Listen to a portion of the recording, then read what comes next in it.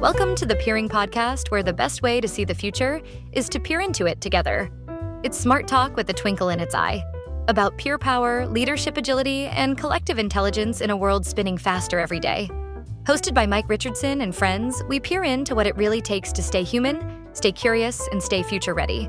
Real conversation, where peers get curious, curiosity gets peery, and leadership gets real. So pull up a chair and let's peer into it together.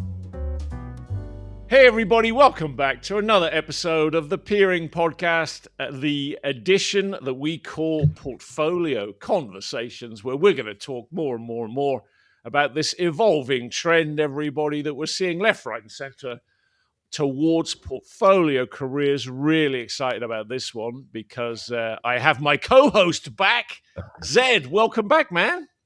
Hello, Mike. Good to be with you, and looking forward to this one. Awesome. Fantastic. Zed, as you know, is in London.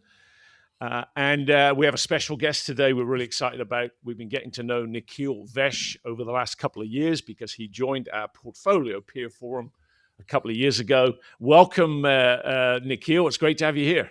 Thanks, Mike. Thanks, Zed. I'm excited for this conversation too. Yeah. And Nikhil is on the East Coast in the greater New York area of Nikhil, correct? Yeah, I'm actually in New York City. So. Okay, great. So we've got ourselves a bit of a global episode going on here. All we need now is my brother in Australia, guys, and we would be covering 360 degrees of the globe here. And Mike, he'll also be in the dark, right? Yes, he would. In fact, I'm still in the dark here. If you're watching the video, everybody, I'm still in the dark. So we were just doing the math, everybody, before we came on the episode here, and Nikhil has. It's a little bit fuzzy, but let's say he has 18 years as a portfolio professional pursuing his portfolio career. I've got 25 years now. And Zed, you've got at least 15. How many years do you have? It's a bit more. You're very kind, Mike. I think it's coming up to 20 years in a portfolio situation. Yeah. Yes. So we've got nearly more than 60 years here. Together. So, lots of experience to draw upon. And Nikhil, let's come to you. Thanks so much for being here. Remind us how and where and when did we all meet? I was thinking back to that, and I think it was Zed and I met on a networking call on TPC. Yes. Yeah. And that was kind of how this whole thing started.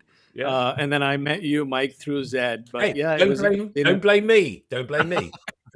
I'm holding you responsible, Zed. And Zed, why don't you tell us? Zed, tell us a little bit more. What the heck is TPC? What is that? Yes, good point. Because some of our listeners won't understand that acronym. TPC is the Portfolio Collective. It was a community that I joined in the thick of COVID, actually, in 2020. And during that time, I learned so much about individuals who were embroiled in this great resignation, I think it was called at that time, when there was a lot of folks leaving their corporate lives and getting into something of their own, etc. And I, at that time, was, I guess, a traditional consultant, interim, fractional person. And I discovered that I had a lot to give and a lot to offer. A community of people that I didn't actually know were called portfolio professionals at that time. My take on how my life had gone since I left corporate, and Nikhil is one of many, many scores of people that I spoke to at that time about my experiences, and in a passionate purpose sense, wanting to serve them and serve others and get ourselves out COVID. Beautiful, yeah. And I became a member of the Portfolio Collective, TPC, and that's where we all met. That's where Zed and I met. So, Nikhil, let's start off by you sharing with us, what do you have in your portfolio today? What do you do? What are your activities? What's your passion? What do you focus on? And then we'll go from there. So what's in your portfolio, Nikhil?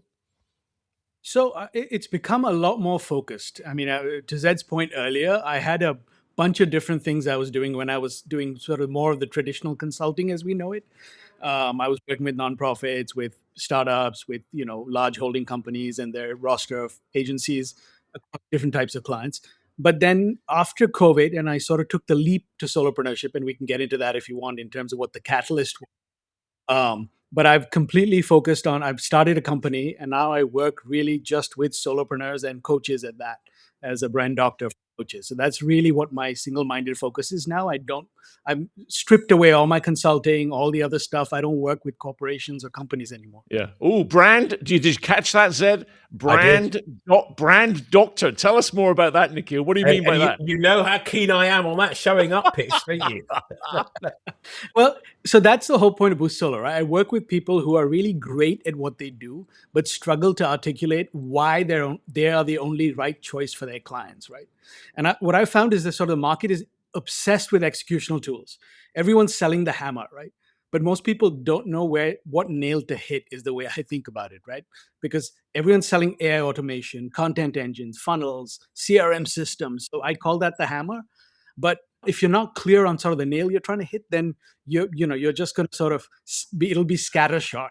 And most solopreneurs sort of jump from I have an offer to I need leads, but they miss the most critical layer, which I call pre-marketing or positioning, and that's really what my focus is, helping them build that strategic layer. Yeah. That sounds like, Mike, that sounds like the old Theodore Levitt drill and hole analogy, doesn't it? You're not exactly. You're not. Tell us more about that, Zed. What are you getting at? Yeah, Theodore Levitt was I believe a marketing professor at Harvard in the 60s, who developed this concept that in value proposition design, we're concentrating on features and benefits of the product, but failing to anticipate or indeed recognize or design the value prop that's required. If you like, I mean, I heard someone say once, good marketing people are selling the drill. Reasonable salespeople are selling the whole, but the best people are selling what the customer wanted the whole for in the first place. And I think that analogy is to live with me. I had a lovely anecdote, if I may, quickly. I was doing a workshop for a company. It was actually an estate agency chain some years ago. And I was doing this workshop and I went through this drill and hole analogy for the purposes of value proposition design. And having gone through it thinking I was, of course, very clever as the workshop leader, a young lady put her hand up and she went, I think we've got this wrong. And I said, go again. She goes, I don't think it's about the hole either. And I went, oh, what is it about? She goes, it's about the customer's memories of the photograph they want to put on the wall. There you go. And I went, you've got it, girl. There you go. And that's stuck with me ever since, that you can really deep dive into Mr. Levitt's, Professor Levitt's. It's the picture that's hung on the screw in the hole, or it's the bathroom cabinet that got put up, or it's the deck that you built, or whatever it is, right? So back to something you said, Nikhil. You used the word solopreneur. Now, I think, in this portfolio space, right, there are so many confusing, competing, conflicting kind of terminologies. So let's talk a little bit more about what do you mean by solopreneur? I think I describe it two ways, right? It's basically people who are building a business around their life, not the other way around. Yeah. Because to me, the traditional entrepreneurs is building a business. They don't, their life is almost secondary. And these are also not people who are looking for venture capital or private equity investment. They just want to take a skill set or an expertise and turn it into a consistent revenue stream. And they're not looking to become unicorns. And most of them don't even ever want to have employees, right? They may have contractors and, part-time people, but they don't want to manage teams and people. So that is how I define the solopreneur. And you're right, because it's such a new space, I think there are, multiple portfolio professionals is another way it's described. Yeah. I think solopreneur, at least now in the US, is pretty common, but, and it's catching on in other parts of the world too, but there are still many ways to them. But those are the two distinctions I make in my mind, at least. Yeah. Yeah. In the LinkedIn group that we have called PXO, Portfolio Professional Exchange, we actually put a post in there where we're trying to accumulate the sort of comprehensive list of all these competing terms. And solopreneur is on that list because we heard that from you. And, for me, it all starts with being self-employed, right? That actually is one of the most contrasting ways to think about it. And as you just nailed it, right? Because when I went self-employed back in 25 years ago, as we just said, I was very clear that yes, of course, I would form a legal entity at some point for tax efficiency. And yes, I would be employee number one. My wife would be employee number two, and there would not be a third employee ever. That's part of why I was doing it. And Zed, Nikhil just said, it's about designing around your life first, right? So it's a life first model. And I think I mentioned to you the other day, Zed, I'm reading this book called The 100-Year Life, which is really saying a traditional 3-phase life, education, career, retirement, doesn't work anymore because life expectancy is now above 100 years. There's a 50% probability that if you're born today, there's a 50% probability you will live to 104. And by the way, if you're in Japan, it's 107. And so, a 40-year career does not fund a 40-year retirement. So I think that's why, Zed, we're seeing more and more people talk about portfolio life, correct? What are your thoughts on that? Well, absolutely. And I was in a forum a few months ago where there was a longevity expert, and she shared some of the UK government's statistics on it. And it's quite scary for those involved in policy making that they're going to have to start planning for things like state pensions or what have you for people who are living into 3 digits. As you've said. So in terms of how I think about it, and again, I think, Mike, and maybe it was you, Nikhil, at the Portfolio Peer Forums that we run, folks, monthly as a virtual forum, that we discovered or invented or emerged this word, rewirement, which I think encapsulated this thought that we were not going to, at 65, get a nice wooden rocking chair and sit on our verandas or balconies and rock ourselves to death. I'd like to rock myself into a new way of life, which is this, Mike, to your question. And that is, how can I make my life design my life in the way that's going to make me happiest?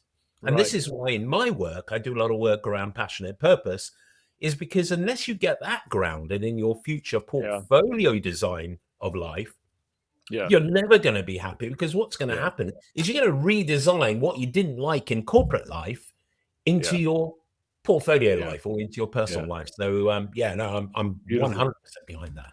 So Zed just took us to sort of passionate purpose, Nikhil. You seem very passionate about the work that you do, not just in this episode, but for knowing you for 2 years. Tell us more about that. What is your passionate purpose? What are you pursuing, Nikhil? To me, it's taking all the learning that I have of building global brands, right? Working at large agencies, working with a whole slew of different businesses, and helping individuals sort of build their life around it, right? So it's really about telling their stories.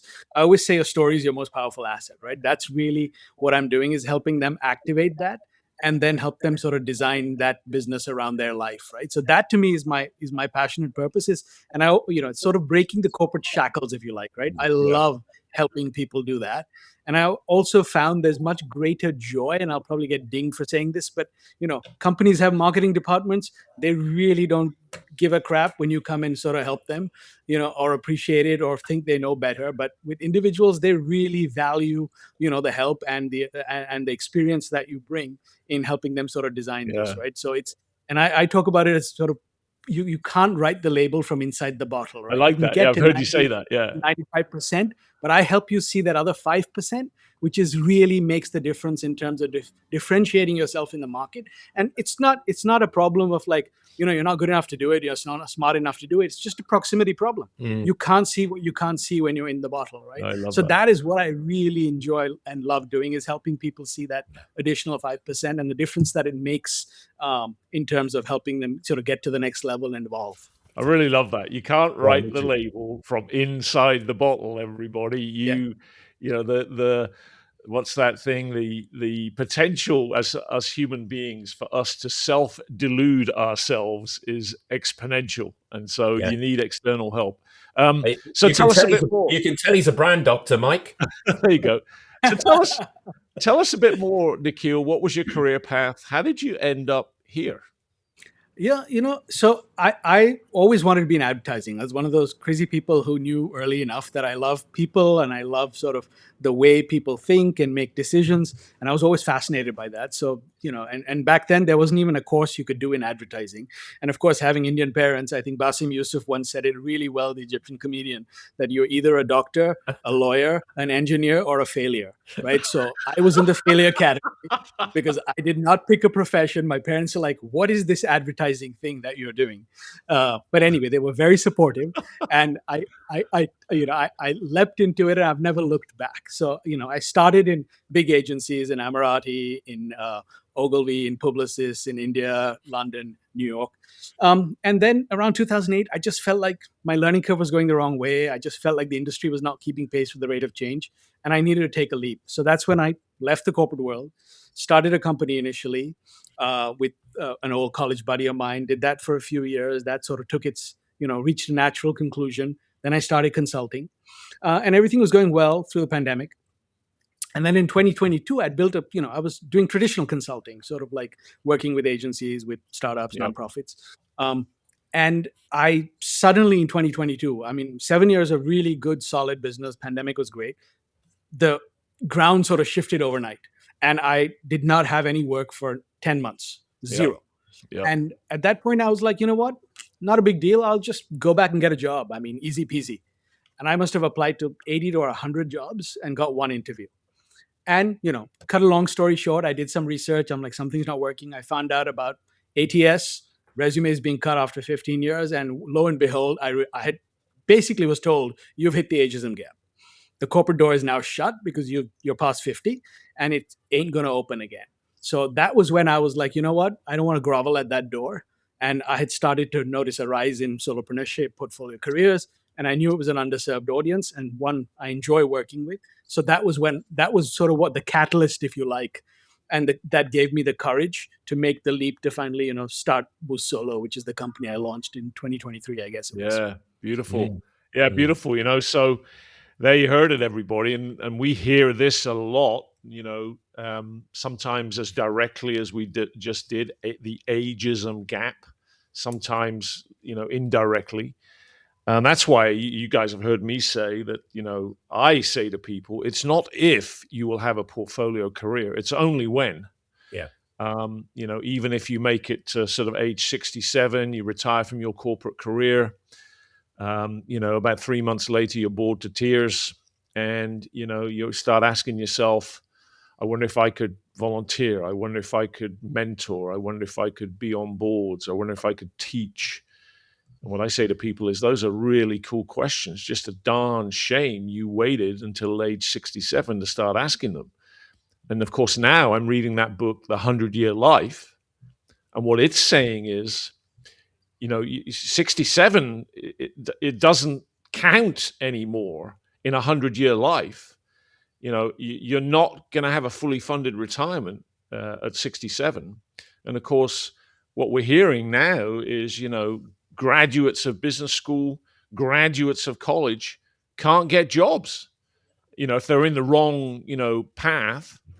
And so they're already having to think about a portfolio career, even at such a young age, becoming a freelancer, a gig worker, a solopreneur, as you said. Zed, what would you throw on the fire of all of that? Yeah, I all of that, plus, dare I even mention AI? Exactly. Because that is going to be a huge change in how people work over the next X many years. And, it's not, and that again is not if, it's just when, and it's now. And I think the danger is that there are a lot of people still sleepwalking into this notion that it's futuristic. Yeah. I am now using AI in my workflows and even in my creative work. Yep. I'm using AI every single day. And I think solopreneurs, freelancers, self-employed, get on board, because this is not only going to save you time, is going to make you better, and is going to clear out a lot of the deadwood that, dare I say, and again, slightly controversially, that exists in thousands and thousands of employees who are currently in corporates. who will have literally nothing to do. Yep. And, Yep.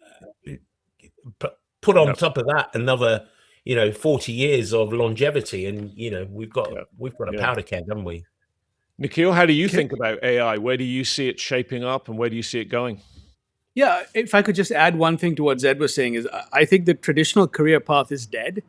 And I always tell people that, if you have a job right now, use your salary as venture capital There to you go. build your side hustle. Because those Love that. muscles, you're going to need them irrespective. Love that. And honestly, they will even benefit you in the job that you're doing right now. Yes. Right? Yeah. So it's not even like the companies, you're distracted from what you're doing. It actually helps you bring in a wider perspective. So that, that's something I always tell young people. It's still good to go work somewhere to even learn about how not to do things, right? I always say that's a valuable lesson before you go start your own thing. Keep going, But yeah, Nikhil. Keep going. What have you learned about the success factors of portfolio careers, not least of all through your own experiences with your own career, but also your thought process, and how do you now support the solopreneurs with Boost Solo? Tell us a little bit more, some of your insights about the success factors that you've revealed. Yeah, so I mean, I think a lot of it you sort of have to traverse the path, and you have to go through the stumbles to really learn, right? Yep. I'm a firm believer, and people learn, they can learn through books, but they experience through actually doing things, right? Yeah. And those imprints stay with you a lot longer than a textbook ever will, right? So I think that's the first thing. Is I always say you have to take the leap before the net appears, right? So that's the first thing. Now you can still do it smartly, right? I don't think it's a lack of courage to actually build a side hustle for 6 months or a year while you're working. I think that's smart, right? Because you've also tested the market.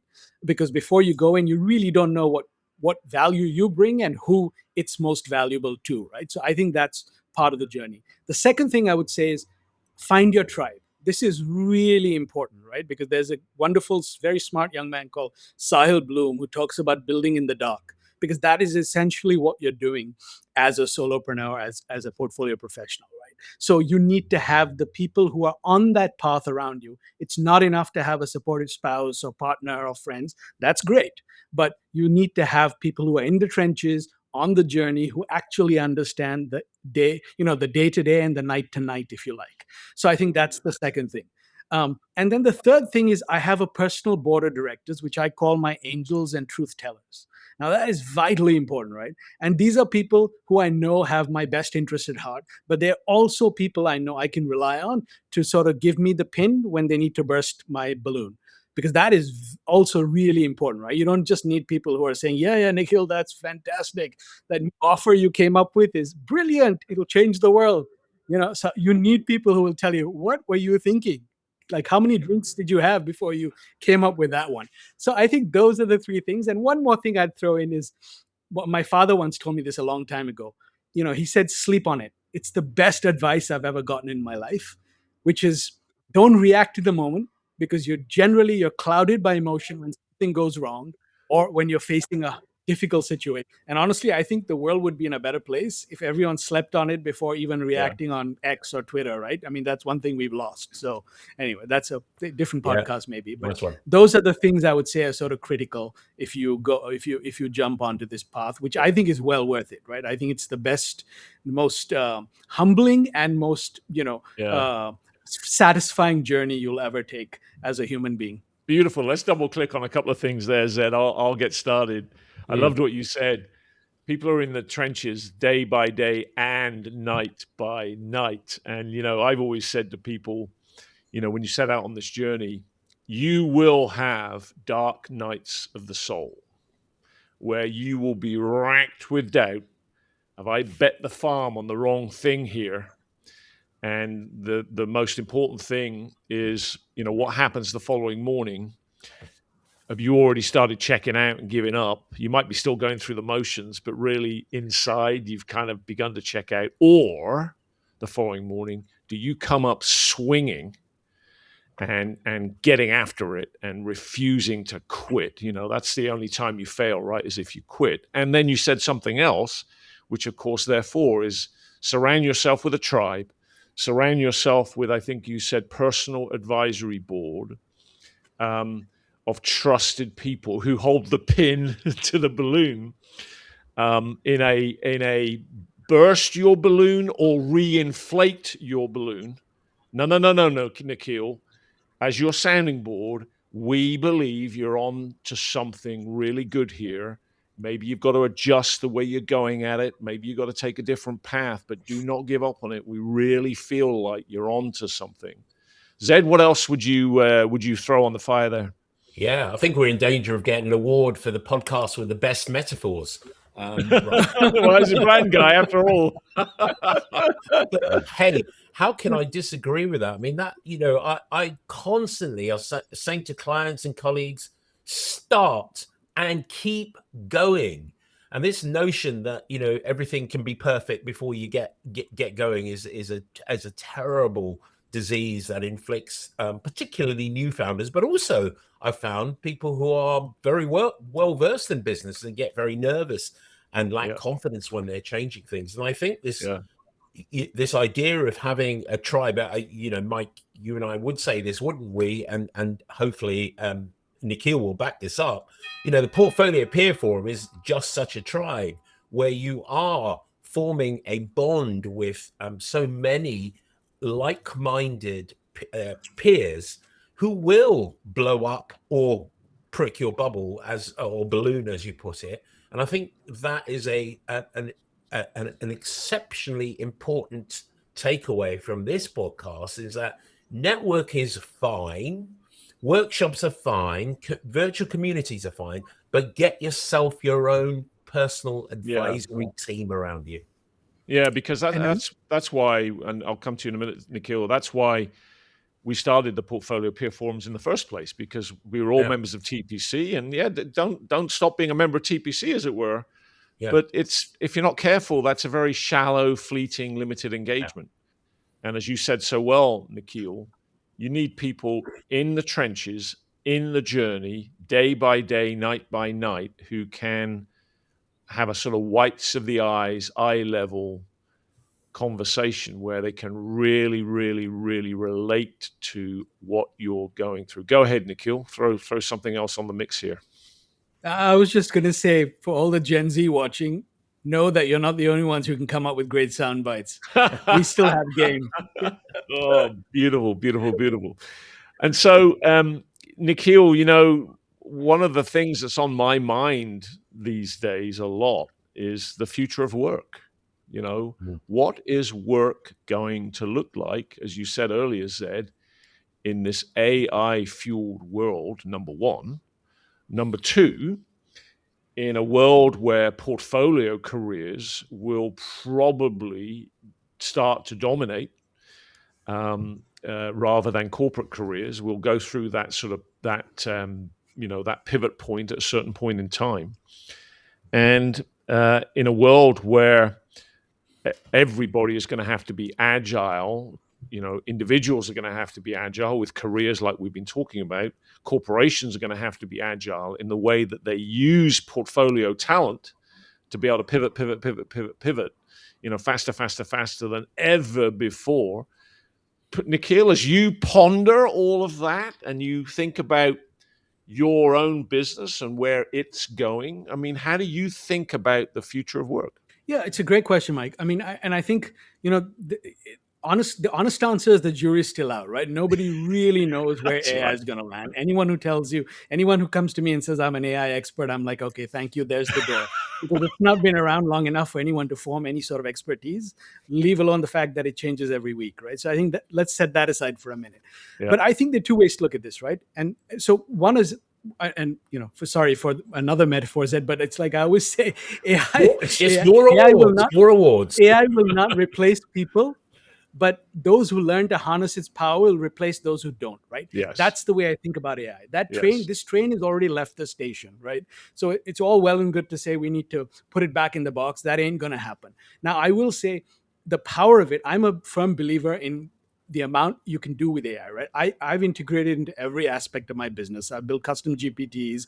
My next layer now is I attended a workshop on building agents, which I'm starting to work on now. But I could not do what I was doing as a solopreneur, 2 years ago, I could not have been able to be as productive, as efficient. I mean, I host a podcast. I'm building a pipeline. I'm like, I post 5 times a week. There are about 50 things that I do in a week without any employees that would have been impossible without AI. Exactly. So I think that's the first thing is, right, where it's never been more possible to have a one-person company than today, thanks to AI. Now, that's one part of it. The second part of it, I do think we need to sort of, the scary part is that we've turned it into a bit of an arms race right now, right? Which is where I think it gets a little dangerous, which means that every companies and every country right now is trying to get ahead of the other.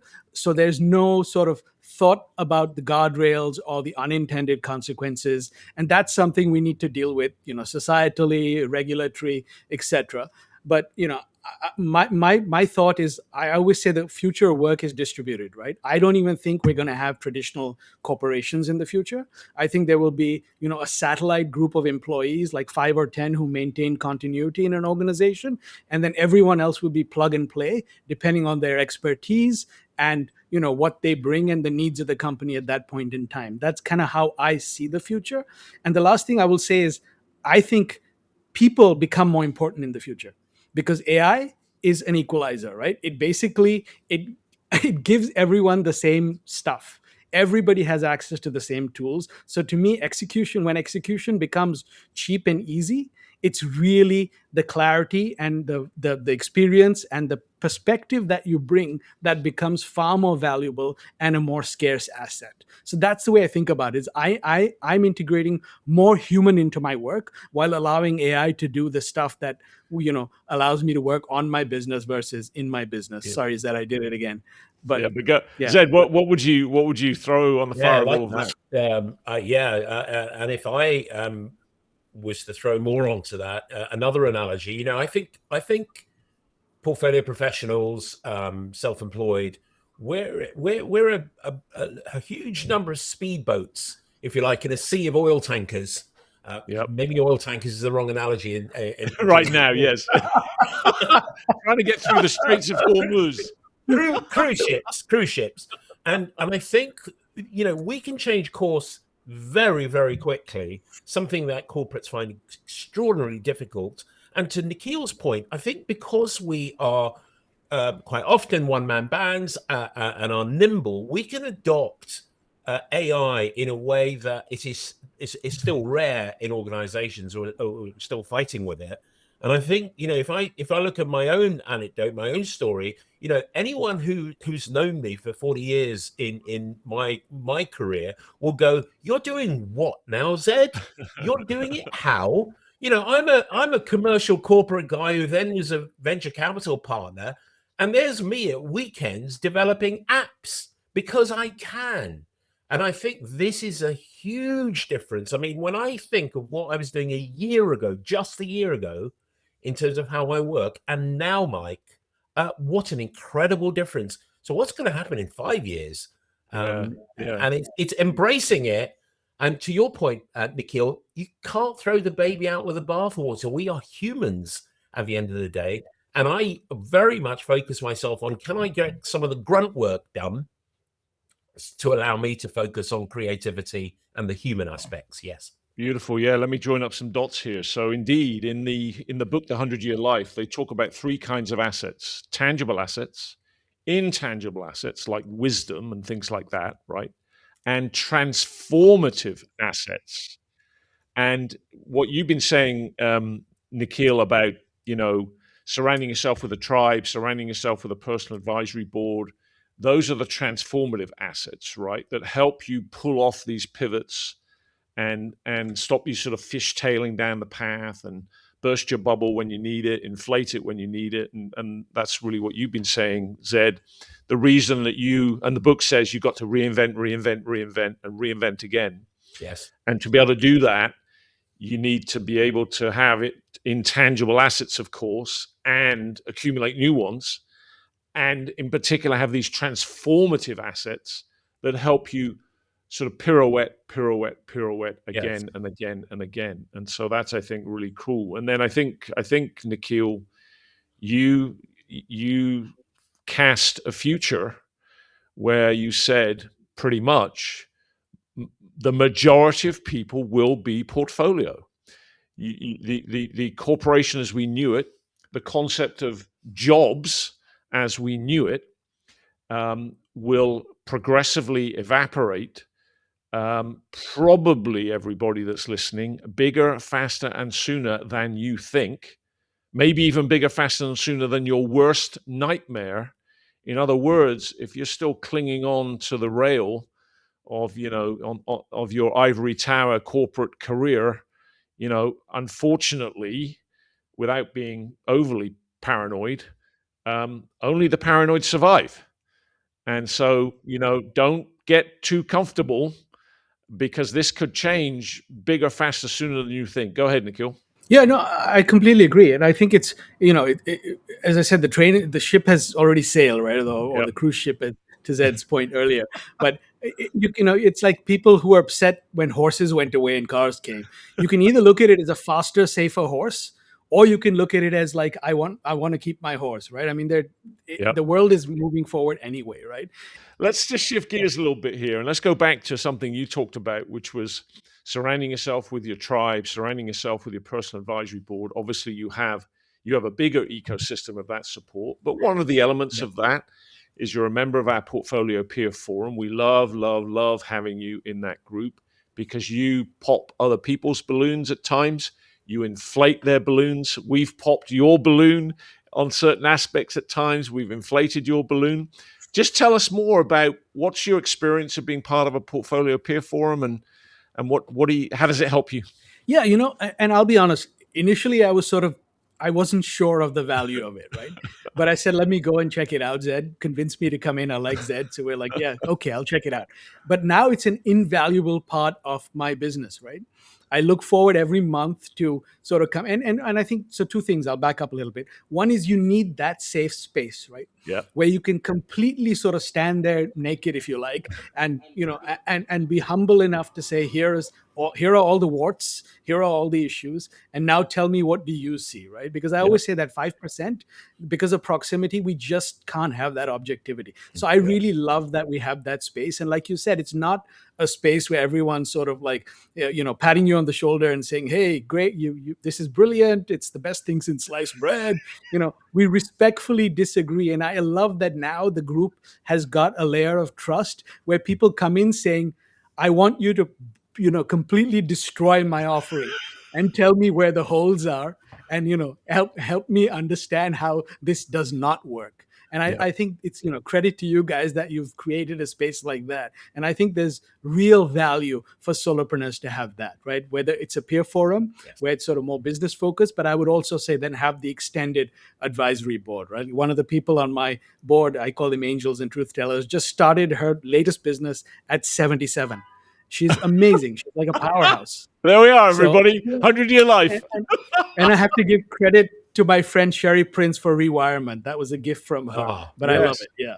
Oh, I meant to make that connection earlier. It was the rewirement concept came from you in that portfolio peer forum meeting. Zed, what else do you want to ask Nikhil? Yeah, wow. And Nikhil, I think this whole move that we've all made from corporate into portfolio life, we start also becoming, if you like, as forum leaders, as long-standing portfolio professionals, mentors to others about how they start and conduct themselves and show up in a portfolio life. Have you done much of that already in terms of the way that you're working? I know with a number of people in your ecosystem, and I know you have your own podcast. Tell us a little bit about how you find yourself advising others in a portfolio direction. Yeah, that's a great question. And so one of the decisions I made, or one of the lessons I learned earlier on, was I got to stop doing free work, right? I can't give away my time. So, as much as I love working with nonprofits and everything, I completely, about a year and a half ago, stripped away any free work. The only thing I do now is mentor. So that is the only free work I will take on, is young people who are looking for, help and advice. And I think and I think of mentorship as sort of training wheels, right? It's not telling people what to do, it's helping them make the mistakes and being there when after they've made them, right? That's the way I think about mentorship. I never give them answers. I sort of am just the sounding board and the mirror. And I will, and if they have to go and make a mistake, I think that's the most valuable way to learn. But I will be there to help them pick up the pieces when they come back, right? And that's a lesson I've learned in terms of mentorship too. But I completely agree. And the podcast is, yes, the other way of giving back, because the podcast is all about shining a light on these stories. I always say, you may be one, but we are many, right? So I want people to know that even if though you're building in the dark, that there are other people out there doing the same thing on the same journey, who are facing the same stumbles, and are picking themselves up just like you. Fantastic. Yeah, beautiful. I love that concept of building in the dark. The other concept I like is, you got to fly the plane and build the plane simultaneously. And we've all been saying that you've got to take the leap. You've got to learn by doing. You're not going to learn by thinking and designing and getting ready and getting ready and getting ready. One of my favorite things, I'm sure we all do, to say to people is stop getting ready and just get started, because then you will learn by doing. So, as we begin to land the plane here, Nikhil, it's been great to have you with us. What else would you offer our listeners, Nikhil, if they're considering, if they're launching, if they're executing a portfolio career? What would you offer them? I would say that, it took me a long while to find the courage to do this. Now, if there was anything I would do now, I wish I had done it sooner, right? That I waited a long time to do it. And I have one sort of philosophy, if you like, that I live by, which is I don't want to be sitting on my deathbed and wake up with regrets. I know it sounds morbid, but I would rather have done and failed than lie there and think, I wish I had done something, right? So that's what I tell people. There is and also this notion that we've been fed of, when I reach X level, when I have this number of years of experience, when I have X in the bank account, is just nonsense. Because if you don't start today, there is no tomorrow, right? Yeah. All you're doing is sort of wasting time or making excuses. So I would say just jump, right? And the net does appear. So it is a bumpy ride, but it's worth the ride, right? And you learn so much about yourself in a way I don't think any self-reflection book or guru could ever show you or teach you. Beautiful. Zed, what would you offer our listeners before we land the plane here? Bumpy, squiggly, horrible at times, but we're here.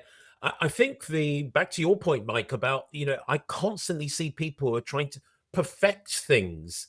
And I think that clamor to get things perfect is so dangerous. And I'm constantly saying to people, start. And, I like detail. I like forms and processes and so on. But I know that it can be a death knell. And to try and develop an analogy live, it's a bit like, you've got to get to a party and you can't stand in your dressing room trying to perfect your look. You got to grab your gear and be running out the door at the same time as getting to the party. And I think this is something that people fail to grasp early enough in their portfolio life. And once they've got it, they get it. And they learn to be more confident about what they're doing. They learn to be more confident to trial and do and execute, rather than getting stuck in some kind of mini MBA, as I call it, which is not going to serve them well because they're not really testing what they're doing. Yeah. Beautiful, beautiful. So there we have it, everybody. Nikhil, we've been so blessed to have you with us today. Not only do you have your own portfolio career, but you're helping solopreneurs with their portfolio careers through your business called Boost Solo. Nikhil, where can everybody find you if they want to go and learn more? They can find me on LinkedIn or check out boostsolo.com, the website. Okay, great. And the podcast is Unfiltered Solopreneur on YouTube. So those would be the three places. We'll put some links to all of that in the show notes, everybody. So there we have it. We've been talking about portfolio careers. We've been talking about AI. We've been talking about the 100-year life. And most of all, importantly, everybody, we've been talking about the inevitability of this trend towards more and more and more portfolio professionals. And that's why we've launched this stream of the Peering podcast here called Portfolio Conversations with my co-host, Zed. It's always a blessing to be in a room with you, Zed. Thank you, Mike. Likewise. I explore portfolio careers A to Z, and Z explores it Z to A. And Very good. Zed specializes in zingers, by the way, everybody. I just ask normal questions, but he asks zinger questions. So there we have it, everybody. Very Another kind. episode of the Peering Podcast, and we look forward to having you with us next time. That's it for this episode of the Peering Podcast, where we believe the best way to see the future is to peer into it together.